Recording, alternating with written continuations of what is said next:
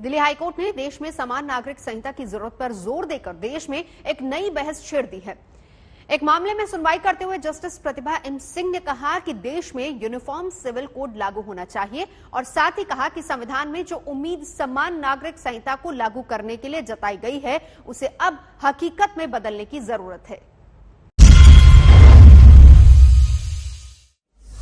मेरी समझ में नहीं आता कि जब संविधान के निर्माताओं ने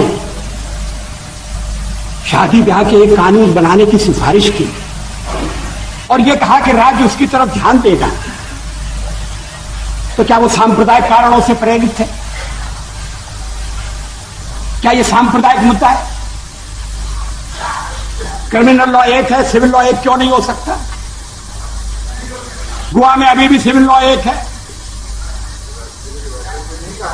अगर मुस्लिम मित्रों को उसमें कठिनाई है तो वो कठिनाई आकर बता सकते हैं, ये कह सकते हैं कि हमें थोड़ा और समय चाहिए अपने समाज को तैयार करने के लिए।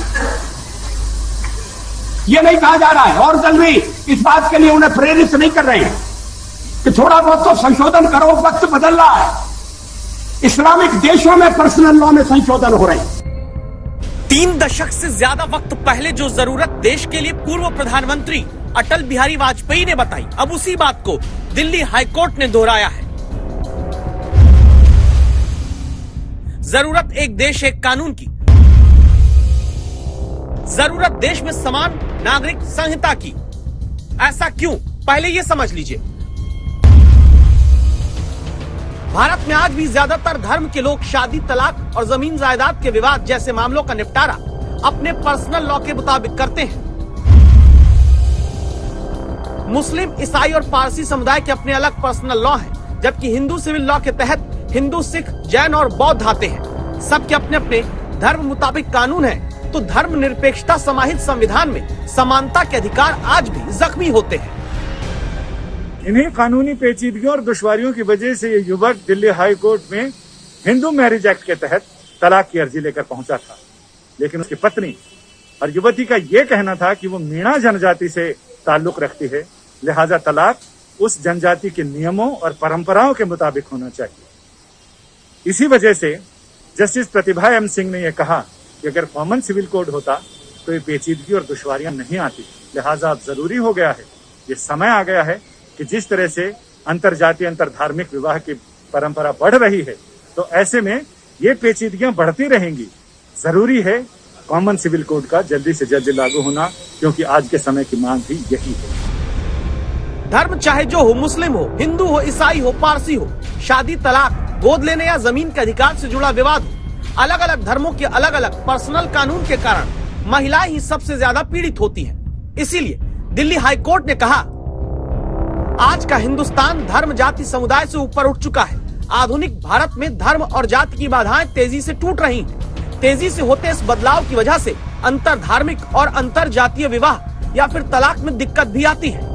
आज की युवा पीढ़ी को इन दिक्कतों से जूझना ना पड़े, इस लिहाज से देश में यूनिफॉर्म सिविल कोड लागू होना चाहिए। आर्टिकल 44 में यूनिफॉर्म सिविल कोड की जो उम्मीद जताई गई थी, अब उसे केवल उम्मीद नहीं रहना चाहिए, बल्कि हकीकत में बदल देना चाहिए। आपको यह जानकर आश्चर्य होगा कि भारत में 4 दशकों से जिस समान नागरिक संहिता को राजनीतिक मोहरा और मुद्दा बनाया जाता रहा है, वही समान नागरिक आचार संहिता Pakistan, Bangladesh, Sudan, Turkey, Malaysia, कई देशों में दशकों पहले लागू हो चुकी है। और ये अलग बात है कि जिस अल्पसंख्यक आबादी की दुहाई देकर भारत में इसे रोका गया, वो अल्पसंख्यक आबादी वहां बहुसंख्यक में है और उन्होंने हमसे पहले बाजी मार ली है। ये पर्सनल लॉज हर मजहब के इंटीग्रल पार्ट हैं, जिसको कि मजहब से हटाया और अलग नहीं किया जा सकता है। और अपने मुल्क के आइन ने, अपने मुल्क के संविधान ने, अपने मुल्क के कॉन्स्टिट्यूशन ने हर शहरी को ये पूरा इख्तियार दे रखा है, पूरा राइट दिया है कि अपने मजहब को फॉलो करें, उसको प्रोवोकेट करें। लिहाजा इस वजह से किसी भी किस्म से यूनिफॉर्म सिविल कोड या यूनिफॉर्म सिविल लॉज को बनाना या उसको through out the country implement करना प्रैक्टिकली पॉसिबल नहीं है। पूरे समाज में इस विषय पर एक कंसेंसस बनाने के लिए प्रयास होना चाहिए और जिन मत पंथ संप्रदायों के अपने कानून हैं उनको भी ये समझना चाहिए कि समान नागरिक संहिता का अर्थ हिंदू कोड बिल नहीं है। इस कारण से यदि इस पर सरकार किसी प्रकार की कोई पहल करती है तो उसका सर्वदूर स्वागत ही होना चाहिए। भारत की राजनीति में हर मुद्दे में धर्म के आधार पर वोट के तुष्टीकरण का चश्मा पहन लेने वाली राजनीति के कारण आज भी समान नागरिक संहिता लागू नहीं हो पाई। नतीजा ये है कि अब भी मुस्लिम पर्सनल लॉ में 4 शादियों की इजाजत है, जबकि हिंदू सहित अन्य धर्मों में 1 शादी का नियम। शादी की न्यूनतम उम्र क्या हो, इस पर भी धर्म के आधार पर अपने अपने कानून है। मुस्लिम पर्सनल लॉ में तलाक के बाद पति से गुजारा भत्ता, संपत्ति का अधिकार महिला को नहीं है। तलाक के बाद मुस्लिम पुरुष तुरंत शादी कर सकते हैं, महिला को 4 महीने 10 दिन इंतजार करना होगा। ईसाई पर्सनल लॉ का अलग नियम कायदा, जहां शादीशुदा जोड़े को तलाक के लिए 2 साल तक अलग रहना जरूरी है, और ईसाई पर्सनल लॉ में ही मां की संपत्ति पर लड़की का कोई अधिकार नहीं होता। तो अब तक क्यों ऐसे असमानता फैलाने वाले अलग अलग कानूनों को खत्म कर देश में एक कानून नहीं लागू हो पाया? महिला सशक्तिकरण की बात करें, कांग्रेस को कई बार अच्छे अवसर मिले, लेकिन पता नहीं क्यों इतना ऊंचे है कि कुछ चीजें वो दिखती नहीं, छूट जाती। 50 के दायके में यूनिफॉर्म सिविल कोड की चर्चा चल रही थी। कांग्रेस के पास अवसर था, लेकिन कांग्रेस उसको मिस कर गई और हिंदू कोड बोल ला करके उन्होंने अपनी गाड़ी चला दी। उसके 35 साल बाद कांग्रेस को दूसरा अवसर मिला, शाहबानों का। सुप्रीम कोर्ट ने पूरी मदद की थी और देश में जेंडर इक्वलिटी के एक अच्छा सा वातावरण की संभावना बनी थी, लेकिन उस ऊंचाई ने नीचे की चीजें देखने से मना कर दिया और वो मिस कर दिया।